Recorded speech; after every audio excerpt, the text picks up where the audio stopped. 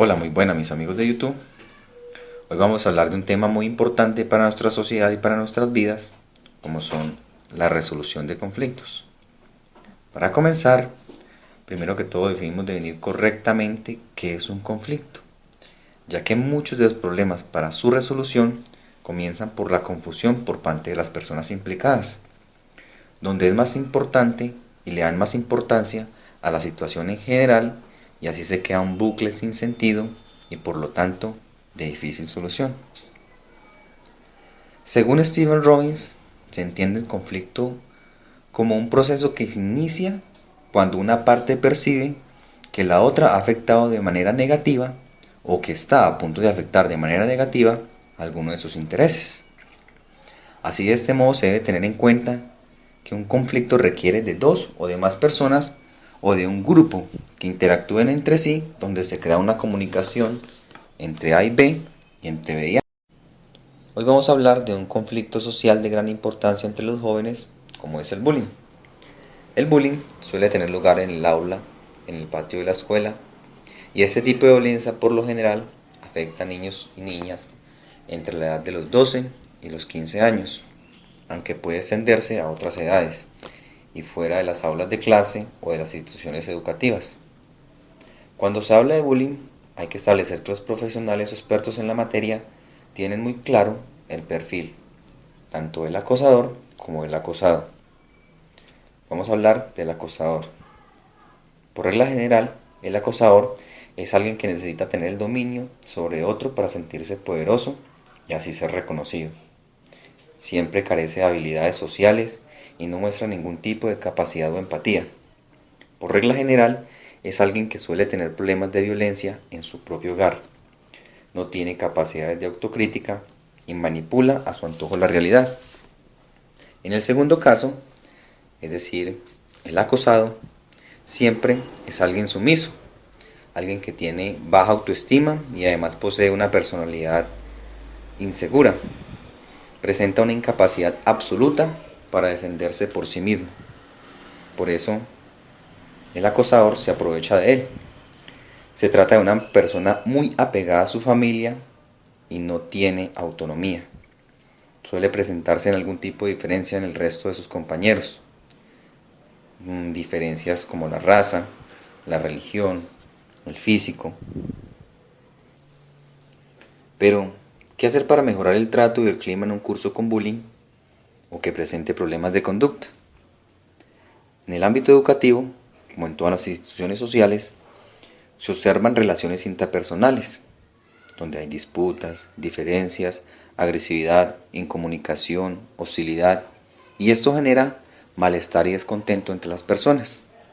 Pero no debemos alarmarnos. El conflicto es algo inherente al acontecer humano, es decir, hace parte de nuestra vida. Por esto, es siempre sano abordar el conflicto en el aula.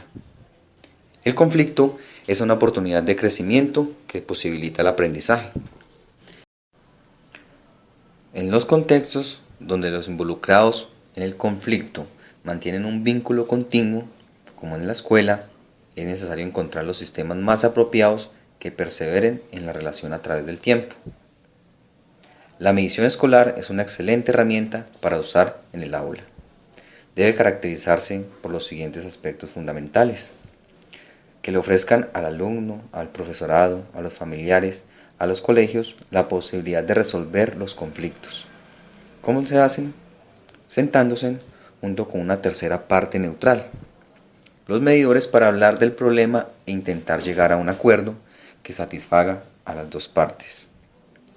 La medición escolar como método de resolución de conflictos permite desarrollar en el aula competencias, diálogos de la vida cotidiana, un pensamiento crítico, una autoestima, la comprensión de sí mismo y de los demás, aceptación de la diversidad, habilidades para identificar y comprender al analizar situaciones de conflicto, la capacidad de transformarla en realidad, el ejercicio de la ciudadanía y la educación de los valores.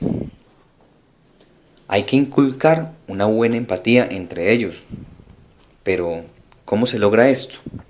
Bueno, la empatía se inculca trabajando la educación emocional en el aula Para ello, tenemos que tener en cuenta un cambio en la educación tradicional. La empatía es un conjunto de capacidades que nos permiten reconocer y entender las emociones de los demás. La empatía supone que entramos en el mundo del otro, vemos la cosa desde un punto de vista, sentimos sus sentimientos, oímos lo que el otro oye. Es la capacidad de ponerse en el lugar de otro. No quiere decir que compartamos sus opiniones ni que estemos de acuerdo con su manera de interpretar la realidad o que nos obliga a compartir su realidad, pero sí en comprenderlo y respetar su opinión o su punto de vista. Una de las habilidades básicas para entender al otro es el de saber escuchar. La mayoría de nosotros, cuando hablamos con otro, prestamos más atención a nuestras propias reacciones que a lo que la otra persona nos está diciendo. Escuchamos pensando en lo que vamos a decir a continuación o pensando a qué tipo de experiencia podemos aportar a la conversación. El compañerismo es lo más importante dentro de las aulas. Hoy voy a compartir con ustedes 8 técnicas efectivas que te ayudarán a manejar una situación de bullying en tu salón de clase. Primero, diseña reglas claras con respecto a la intimidación para usar en tu salón de clase. Segundo, refiérete a los hechos con un tono de voz normal para describir lo que escuchaste y lo que presenciaste.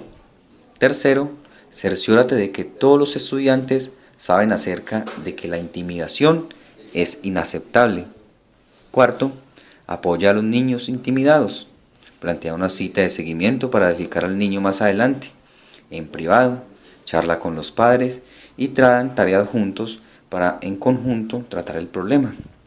Quinto, orienta a los estudiantes y testigos y espectadores. Muéstrales la importancia que ellos tienen dentro del conflicto y dentro de las situaciones y que siempre pueden ayudar a quienes están siendo agredidos. Sexto, establece consecuencias de forma inmediata. Espera hasta que todas las partes se hayan calmado. No pidas nunca que los estudiantes se disculpen o que reparen el daño, ya que esto puede ser no sincero. Séptimo, comunica el hecho a tus colegas, a la institución y a los padres. Octavo, da un seguimiento siempre y realiza una intervención cuando sea necesario. Bueno, mis amigos, espero que este video haya sido de su agrado. Nos vemos en una próxima. Muchas gracias.